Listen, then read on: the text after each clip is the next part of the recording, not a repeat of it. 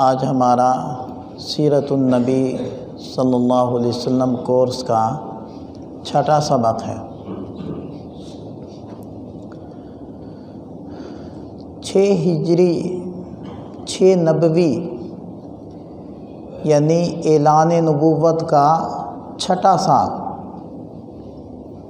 جب نبی پاک صلی اللہ علیہ وسلم کوہ صفا پر تشریف فرما تھے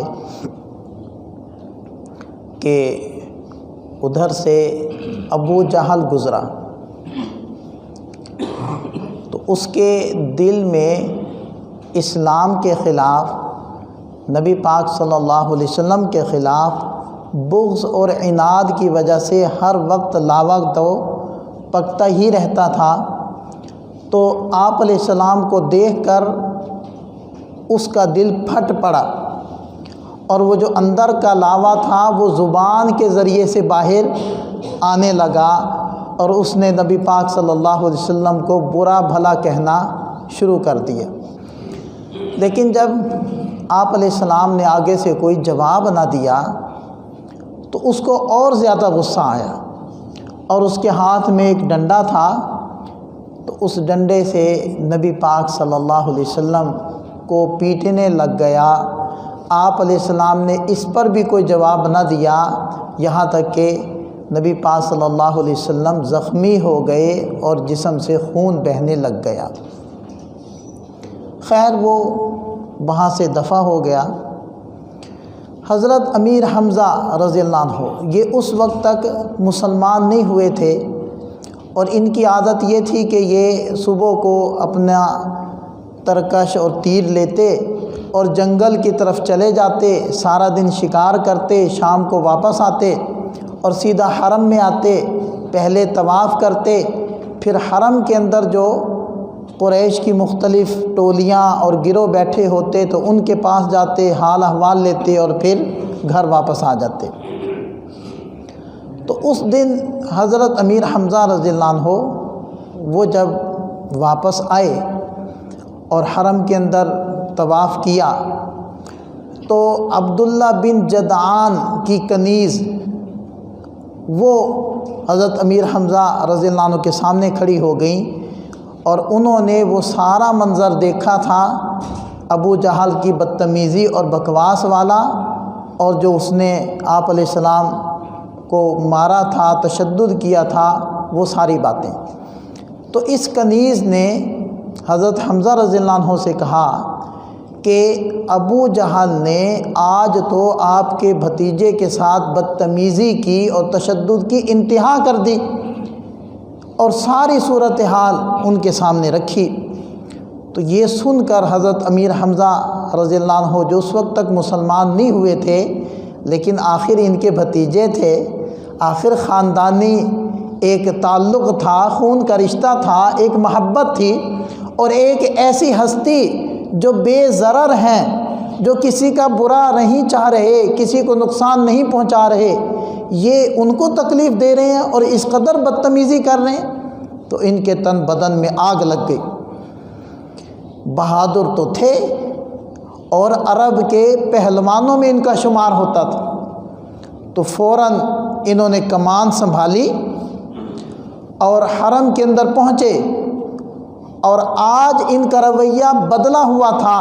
پہلے تو بڑے نرم مزاجی کے ساتھ لوگوں سے حال احوال لیتے تھے، علیگ سلیگ کرتے تھے، آج ان کی نگاہیں ڈھونڈ رہی ہیں اللہ اس کے رسول کے دشمن ابو جہل کو۔ اور جیسے ہی انہوں نے دیکھا کہ ایک جماعت کے بیچ میں، کچھ حواریوں کے بیچ میں ابو جہل بیٹھا ہے اور اپنے قصے سنا رہا ہے، تو حضرت امیر حمزہ وہاں پہنچے اور اس زور سے اپنی کمان کو اس کے سر پر مارا کہ اس کا سر پھٹ گیا اور خون بہنے لگ گیا، اور فرمانے لگے کہ تم نے آج میرے بھتیجے کے ساتھ اس قدر بدتمیزی کی صرف اس وجہ سے کہ وہ ایک اللہ وحدہ لا شریک کی طرف دعوت دیتے ہیں، تو سن لے میں نے بھی انہی کا دین اختیار کر لیا ہے۔ اور یہ بات جب انہوں نے کہی تو اس کے جو حواریین تھے، جو احباب تھے، انہوں نے جب اپنے سردار ابو جہل کی یہ بے عزتی دیکھی تو انہوں نے چاہا کہ ہم بدلہ لیں، اٹھنے لگے تو ابو جہل نے کہا کہ بیٹھ جاؤ، امیر حمزہ کو چھوڑ دو، آج واقعتاً میں نے ان کے بھتیجے کے ساتھ بہت بدسلوکی کی ہے۔ اور حقیقت میں وہ جانتا تھا کہ اس شیر دل انسان کے سامنے یہ لومڑیاں کیا کر سکتی ہیں سوائے اس کے کہ یہ اپنی جانیں گنوائیں گے اور کچھ نہیں حاصل کریں گے، اس لیے اس نے ان کو بٹھانے اور روکنے میں ہی عافیت محسوس کی۔ اب حضرت امیر حمزہ رضی اللہ عنہ وہاں سے آ گئے، گھر آ گئے، ساری رات بے چین رہے، سوچتے رہے کہ تم نے سب کے سامنے یہ دعویٰ تو کر دیا ہے کہ میں بھی اسی دین پر ہوں، تو حالانکہ تم نے تو کچھ سوچا ہی نہیں، تمہارے آبا و اجداد تو کسی اور دین والے تھے، اس نئے دین کے بارے میں تم نے کوئی معلومات نہیں لی، تم نے آپ علیہ السلام کے پاس جا کر اس کے بارے میں کچھ فضائل اور وعیدیں نہیں سنی اور کچھ سوچا نہیں ہے، کسی سے کوئی مشورہ نہیں کیا، اچانک یہ اعلان کر دیا، تو اس پر کیسے پورے اترو گے؟ تو کہتے ہیں کہ ساری رات میں سویا نہیں ہوں، بے چینی میں کروٹیں لیتا رہا ہوں، جب صبح ہوئی تو نبی پاک صلی اللہ علیہ وسلم کی خدمت میں حاضر ہوا اور آپ علیہ السلام کے سامنے سارا قصہ میں نے عرض کر دیا، تو نبی پاک صلی اللہ علیہ وسلم نے اس قدر دل نشین انداز میں اسلام کی تشریح اور وضاحت کی کہ وہیں کلمہ پڑھ کر حلقہ بگوش اسلام ہو گئے اور دار اسلام کے اندر داخل ہو گئے۔ اور یہ ایک مسلمانوں کے لیے بڑی خوشخبری اور خوش آئند چیز تھی کہ حضرت امیر حمزہ رضی اللہ عنہ جیسے ایک بہادر اور نڈر آدمی وہ اسلام کے اندر داخل ہو گئے اور مسلمانوں کو ذرا جو ہے قوت حاصل ہو گئی۔ 6 نبوی ہی چل رہی تھی کہ نبی پاک صلی اللہ علیہ وسلم متفکر تھے، کیونکہ قریش کی جو سزائیں تھیں اور قریش کا تشدد دن بدن بڑھ رہا تھا، اور مکہ کی گلیاں، مکہ کے بازار وہ عقوبت خانے بن گئے تھے، وہ جہاں کہیں مسلمانوں کو دیکھتے، خاص طور پر کوئی کمزور مسلمان تو فوراً اس کے اوپر تشدد شروع کر دیتے۔ نبی پاک صلی اللہ علیہ وسلم کبھی مسلمانوں کی بے کسی کو دیکھتے اور کبھی قریش کی بے حسی کو دیکھتے اور اللہ کے سامنے گڑ گڑا کر دعائیں مانگتے، اور ایک مرتبہ آپ علیہ السلام نے یہ دعا مانگی، اے اللہ عمر بن خطاب یا عمر بن ہشام کے ذریعے سے اسلام کو قوت عطا فرما دے۔ یہ آپ علیہ السلام نے دعا مانگی۔ تو ایک دن کیا ہوا، حضرت عمر بنو عدی سے تھے، گھر سے نکلے، اونچا قد، سرخ چہرہ، انتہائی قوی اور مضبوط قوا، اور ننگی تلوار ہاتھ میں پکڑے ہوئے، عرب کے مشہور مننے پروننے شہ سوار، نڈر اور بے باک۔ تو جب یہ گھر سے نکلے تلوار ہاتھ میں، تو نعیم بن عبداللہ نے ان کو دیکھا تو بدلے ہوئے تیور دیکھ کر کہنے لگے، عمر خیر ہے، آج کیا ارادہ ہے؟ تو کہنے لگے کہ میں آج اس ارادے سے نکلا ہوں کہ سرزمین حجاز پر اپنے بتوں کا نام بلند کروں، اور جو نبی اس وقت کلمہ حق کی دعوت دے رہے ہیں اور ہمارے بتوں کے خلاف بات کر رہے ہیں، آج میں ان کو تہہ تیز کر دوں، ان کا قصہ تمام کروں، اس ارادے سے میں آیا ہوں۔ تو اس پر نعیم بن عبداللہ نے کہا، عمر اگر تم ایسا کرو گے تو بنو ہاشم اور بنو زہرہ کیا وہ تم سے بدلہ نہیں لیں گے؟ کیا تم ان سے بے فکر ہو گئے ہو؟ تو یہ بات سن کر حضرت عمر نے فرمایا، لگتا ہے تم بھی بے دین ہو گئے ہو، لو پہلے تمہارا قصہ ختم کروں۔ تو اس کی طرف بڑھے تو انہوں نے کہا کہ رکو رکو، میں تمہیں عجیب بات بتاؤں، تمہارے بہنوئی اور بہن وہ بھی مسلمان ہو گئے ہیں۔ اب یہ بات کسی تماچے سے کم تو نہیں تھی۔ یہ بات سن کر غصے میں بھرے ہوئے وہ چل پڑے اپنی ہمشیرہ کی گھر کی طرف، اور حضرت خباب رضی اللہ عنہ پابندی سے ان کے گھر تشریف لا رہے تھے اور ان کو قرآن سکھا رہے تھے۔ اس وقت بھی وہ وہیں موجود تھے اور سورہ طٰہٰ ان کو پڑھ کر سنا رہے تھے۔ اور حضرت عمر رضی اللہ عنہ جب دروازے پر پہنچے تو ان کے کانوں میں سورہ طٰہٰ کی وہ جو تعلیم دے رہے تھے وہ آواز پڑ گئی۔ دروازہ کھٹکھٹایا بڑی زور سے، تو کھٹکھٹانے کے انداز سے وہ سمجھ گئے کہ اللہ خیر کرے۔ ان کے بہنوئی جلدی سے آئے، دروازہ کھولا تو کہنے لگے کیا کر رہے تھے؟ تو انہوں نے کہا کچھ نہیں، بس آپس میں بات چیت کر رہے تھے۔ تو کہنے لگے کہ وہ آواز کیسی تھی اور مجھے پتہ چلا ہے کہ تم لوگ بے دین ہو گئے ہو۔ تو اس پر ان کے بہنوئی نے کہا عمر، جس دین کو ہم نے اختیار کیا ہے اگر وہ حق ہو تو پھر کیا اس کو اختیار نہیں کرنا چاہیے؟ بس یہ سننا تھا کہ بے تحاشا ٹوٹ پڑے اور مارنے لگ گئے۔ بہن چھڑانے کے لیے آگے بڑھی تو ایک تھپڑ اس کو بھی مار دیا۔ تھپڑ اس زور کا تھا کہ وہ زخمی ہو گئیں۔ جب جو خطرہ تھا وہ تو ہو گیا، اس سے زیادہ کیا ہو سکتا تھا؟ اس لیے بہن بھی مقابلے میں آ گئی، کیونکہ ان کے رگوں میں بھی وہی خون تھا جو عمر رضی اللہ عنہ کی رگوں میں تھا۔ کہنے لگی عمر، میں بھی تیری بہن ہوں، کیا ہمیں اس لیے پیٹا جاتا ہے کہ ہم نے دین حق کو قبول کر لیا ہے؟ تو سن لے، ہم نے دین حق کو قبول کر لیا ہے۔ اشہد ان لا الہ الا اللہ و اشہد ان محمد الرسول اللہ، اب تجھ سے جو ہوتا ہے کر لے۔ اب جب یہ بفری ہوئی آواز سنی تو حضرت عمر کا حوصلہ پست ہو گیا۔ انہوں نے جو سوچا تھا کہ میں دین اسلام کو ختم کر دوں گا، آج اس کی جڑ اکھیڑ کر پھینک دوں گا، آج اس علم کے منبع اور سرچشمے کو دنیا سے میں ختم کر دوں گا، وہ حوصلے پست ہو گئے کیونکہ گھر کے افراد ہی مسلمان ہو گئے۔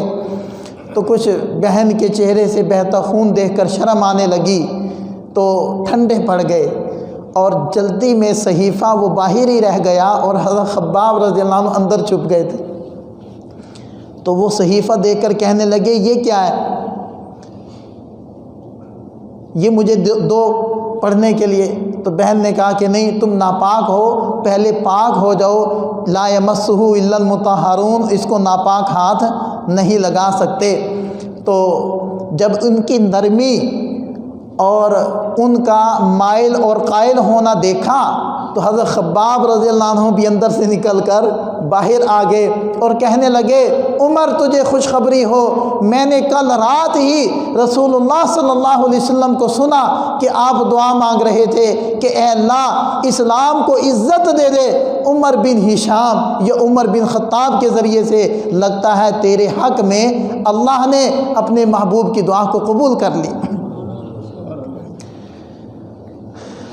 تو غسل کیا، غسل کے بعد وہ صحیفہ یا وہ ورقہ وہ سامنے لایا گیا تو اس میں سورہ طٰہٰ کی آیات تھی، طٰہٰ ما انزلنا علیک القرآن لتشقى الا تذکرۃ لمن یخشی تنزیلا ممن خلق الارض والسماوات العلی الرحمن علی العرش استوى۔ یہ آیات ایسے پیغام ہدایت بن کر حضرت عمر رضی اللہ عنہ کے دل میں اترتی چلی گئی۔ کہنے لگے کہ مجھے محمد صلی اللہ علیہ وسلم کے پاس لے چلو۔ تو حضرت خباب رضی اللہ عنہ ان کو لے کر چلے۔ آپ علیہ السلام حضرت ارقم رضی اللہ عنہ کے گھر میں تشریف فرما تھے، اور وہاں کچھ مسلمان جن میں حضرت حمزہ رضی اللہ عنہ بھی تھے اور دیگر تقریباً 39 مسلمان اس وقت تک تھے۔ حضرت عمر رضی اللہ عنہ کے اسلام لانے سے پہلے 39 مسلمان تھے، تو ان میں سے کچھ افراد وہاں موجود تھے۔ تو جب یہ دروازے پر پہنچے، دروازہ کھٹکھٹایا تو ایک صحابی نے درس سے دیکھا، باہر سوراخ سے دیکھا تو عمر اور تلوار لٹک رہی ہے، تو گھبرائے اور کہنے لگے یا رسول اللہ، عمر آ گئے۔ اور صحابہ سمٹ کر نبی پاک صلی اللہ علیہ وسلم کے قریب آ گئے حفاظت کے لیے۔ حضرت امیر حمزہ رضی اللہ عنہ کہنے لگے کیا ہوا؟ انہوں نے کہا کہ باہر عمر ہیں۔ تو حضرت امیر حمزہ رضی اللہ فرمانے لگے بس اتنی سی بات تھی، دروازہ کھول دو، عمر کو آنے دو، اگر خیر کی نیت سے آ رہا ہے تو خیر پائے گا، اور اگر شر کی نیت سے آ رہا ہے تو اس کی تلوار سے اس کے سر کو اڑا دوں گا، آنے دو عمر کو۔ دروازہ کھولا، آگے تو منظر ہی بدلا ہوا ہے، آنکھوں کا دیکھنا ہی بدل چکا ہے۔ حضرت عمر رضی اللہ عنہ آہستہ آہستہ چلتے نبی پاک صلی اللہ علیہ وسلم کی خدمت میں آ کر بیٹھ گئے۔ آپ علیہ السلام نے حضرت عمر کا کپڑا پکڑ کے نا ایسے مضبوط جھٹکا دیا زور سے، اور فرمانے لگے عمر کیا تمہارے باز آ جانے کا وقت نہیں آیا؟ کیا تم اس چیز کے انتظار میں ہو کہ اللہ تعالیٰ تم پر وہ ذلت اور رسوائی اور وہ ذلت وہ نازل کر دے جو ولید بن مغیرہ کے اوپر اللہ نے ڈالی؟ اور پھر اس کا کپڑا چھوڑ کر اللہ تعالیٰ سے دعا کرنے لگے، اے اللہ عمر بن خطاب کے ذریعے سے اسلام کو عزت عطا فرما دے۔ بس یہ دعا ہی ہدایت بن کر حضرت عمر رضی اللہ عنہ کے دل کی گہرائیوں میں اتر گئی، اور فوراً ہی اشہد ان لا الہ الا اللہ و اشہد ان محمد الرسول اللہ زبان سے جاری ہو گیا۔ اور جیسے انہوں نے کلمہ پڑھا، جتنے وہاں صحابہ تھے انہوں نے جوش کے اندر آ کر اللہ اکبر بلند کیا۔ مکہ مکرمہ کی وادیاں اس تکبیر سے گونج اٹھیں، اور جو حرم کے اندر مشرکین اور قریش بیٹھے ہوئے تھے وہ گھبرا گئے کہ کیا ہو گیا، کیونکہ اللہ تعالیٰ نے مسلمانوں کو عزت دے دی۔ اور یہ وہ موقع تھا، اب 40 پورے ہو گئے، اب تک مسلمان چھپ کر نماز پڑھ رہے تھے، نماز کا وقت ہوا، مسلمان صفے بنانے لگے۔ حضرت عمر کہنے لگے کیا ہوا، کیا کرنے لگے ہو؟ نماز کا وقت ہو گیا ہے۔ فرمانے لگے یہاں چھپ کر کیوں، میرے ساتھ آؤ، ہم حرم کے اندر سب کے سامنے نماز پڑھیں گے، اور میں دیکھتا ہوں کہ کون ہمیں نماز پڑھنے سے روکتا ہے۔ یہ میرے رب کی شان ہے، اللہ جس کو اپنا کلمہ حق کو بلند کرنے کے لیے قبول کر لے، یہ میرے رب کا انتخاب ہے، وہ کسی کا محتاج نہیں، وہ چاہے تو ابابیلوں سے کام لے لے۔ منت منہ کے خدمت سلطان ہمی کنی، منت عضو شناس کے بخدمت بداشتت۔ اے آدمی، اے خدمتگار، تو اپنے بادشاہ پر احسان مت دھر کہ تو اس کی خدمت کر رہا ہے، اس کا احسان سمجھ کے تیرے جیسے کو خدمت میں رکھ لیا، ورنہ بادشاہ کو غلاموں کی یا خدمتگاروں کی کیا کمی؟ وہ رب ہے، اس کو کوئی کمی نہیں ہے، وہ جس سے کام لے لے۔ اب مشرکین کے حوصلے اور پست ہو گئے، اور زیادہ گھبرا گئے۔ یہ کیا ہوا؟ دو عظیم شخصیتیں، امیر حمزہ اور عمر بن خطاب رضی اللہ عنہما مسلمان ہو گئے۔ یہ تو دن بدن بڑھتے جا رہے ہیں، لہذا قریش نے ایک بڑی ہنگامی میٹنگ کی، 7 نبوی ہو چکی ہے۔ ہنگامی میٹنگ میں طے کیا ان کا سوشل بائیکاٹ کر دیا جائے۔ شعیب ابی طالب، شعیب کہتے ہیں پہاڑ کے اندر کوئی پھٹن ہو نا، پھٹن دراڑ، اس کو شعیب کہتے ہیں، اور اسی مناسبت سے 2 پہاڑوں کی درمیان والی جگہ کو بھی شعیب کہتے ہیں۔ تو یہ جو شعیب ابی طالب تھی، یہ عبد المطلب کی ملکیت ایک جگہ تھی، اور وراثت میں تقسیم ہو کر وہ حضرت عبداللہ جو آپ علیہ السلام کے والد گرامی ہیں ان کے حصے میں بھی آئی، اور جو آپ علیہ السلام کے چچا تھے ان کے حصے میں بھی آئی، جو وراثت میں پھر آپ علیہ السلام کو بھی ملی وہ جگہ۔ تو ابو طالب جو آپ علیہ السلام کے چچا تھے ان کے ملکیت میں بھی وہ جگہ تھی، یعنی اس کا کچھ حصہ، تو اسی مناسبت سے شعیب ابی طالب وہ جگہ مشہور ہے۔ تو 7 نبوی میں مشرکین نے یہ آپس میں معاہدہ کیا کہ ان کے خلاف سوشل بائیکاٹ کیا جائے، کوئی ان سے رشتہ نہ کرے، نمبر 1۔ نمبر 2، کوئی ان سے علیق سلیق نہیں کرے گا۔ نمبر 3، کوئی ان سے خرید و فروخت نہیں کرے گا۔ نمبر 4، باہر سے کسی کو بھی ہم اجازت نہیں دیں گے کہ وہ ان سے خرید و فروخت کرے۔ تو ٹوٹل بنو ہاشم، جس کے اندر مسلمان بھی تھے اور جس کے اندر مشرکین بھی تھے، یعنی بہت سارے ایسا مجمع بھی تھا بنو ہاشم میں جو ابھی تک مسلمان نہیں ہوا تھا، وہ بھی اس معاہدے کی زد کے اندر آ کر آپ علیہ الصلوۃ والسلام کے ساتھ شیب ابی طالب میں قید تنہائی کاٹنے پر مجبور ہو گئے، اور 3 سال تک مسلمان وہاں بند رہے اس معاہدے کی وجہ سے۔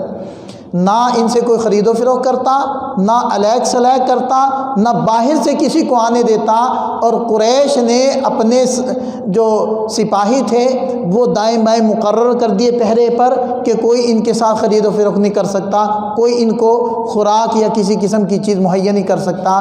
مسلمانوں نے یہ 3 سال ایسے گزارے کہ درختوں کے پتے کھا کر، خشک چمڑا ابال کر، اس کو چبا کر انہوں نے یہ 3 سال گزارے، حتیٰ کہ قریش میں سے ہی کچھ لوگ کھڑے ہو گئے جو مسلمانوں کی حمایت کے اندر کھڑے ہو گئے کہ تم لوگوں نے ہمیں میں سے کچھ افراد کو قید تنہائی میں رکھا ہوا ہے اور بچے بلک رہے ہیں، ہم مزے سے اپنے گھروں کے اندر راحت سے وقت گزار رہے ہیں، وہ بھوک کی وجہ سے تڑپ رہے ہیں، تو اس معاہدے کو ختم کیا جائے۔ ابو طالب نے یہ کہا کہ دیکھو میرا بھتیجا یہ کہتا ہے کہ اللہ کے حکم سے اس معاہدے کو جو لکھ کر انہوں نے بیت اللہ میں لٹکا دیا تھا، اس معاہدے کو ایک کیڑے نے کھا لیا ہے، اور سوائے اللہ کے نام کے اس میں اور کچھ نہیں بچا، لہذا تم جا کر اس کی خبر لو، اگر واقعتاً اس کو کیڑا کھا چکا ہے تو وہ معاہدہ ختم، اور اگر نہیں کھایا تو پھر ٹھیک ہے، تم جو چاہنا تم جو چاہو وہ کر لینا، میں اپنے بھتیجے کو تمہارے حوالے کر دوں گا۔ جب انہوں نے جا کر دیکھا تو واقعتاً اللہ کے حکم سے دیمک نے اس سارے معاہدے کو کھا کر چاٹ کر صاف کر دیا تھا، سوائے جہاں جہاں اللہ کا نام تھا وہ بچ گیا تھا، تو وہاں معاہدے کے مطابق اس کاغذ کو پھاڑ دیا گیا اور مسلمان اس گھاٹی سے باہر نکل آئے، اور یہ 10 نبوی تھا، 3 سال یہ قید کاٹی۔ اب قریش کا ایک گروہ آیا جس کے اندر مشرکین کے بڑے بڑے چودھری اور سردار تھے، جس میں ولید بن مغیرہ، ابو جہل، عاص بن وائل، عاص بن ہشام، نضر بن حارث، اسود بن عبد المطلب، یہ چند میں نے افراد کا نام لیا ہے۔ یہ قریش کے سرغنے کہہ لیں یا سردار کہہ لیں، جو سب کو لیڈ کر رہے تھے، قائدین بنے ہوئے تھے، کفر کے شیطان بنے ہوئے تھے۔ یہ لوگ آئے، یہ کہنے لگے کہ محمد اگر آپ چاند کو 2 ٹکڑے کر دیں تو ہم آپ کی بات مان لیں۔ نبی پاک صلی اللہ علیہ وسلم نے فرمایا کہ کیا تم بات مان لو گے؟ انہوں نے کہا ہم مان لیں اگر آپ ایسا کر دو۔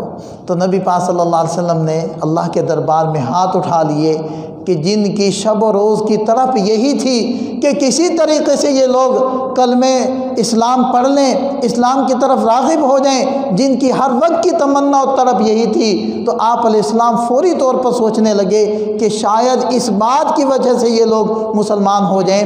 تو اللہ کے دربار میں دعا کی، اللہ تعالیٰ نے دعا قبول کر لی۔ تو آپ علیہ السلام نے 14ویں کا چاند تھا، اس چاند کی طرف ہاتھ سے انگلی سے اشارہ کیا تو چاند 2 ٹکڑوں میں تقسیم ہو گیا، ایک ٹکڑا ادھر کو چلا گیا، دوسرا ٹکڑا ادھر کو چلا گیا، اور پھر وہ دونوں ٹکڑے آ کر واپس جڑ گئے۔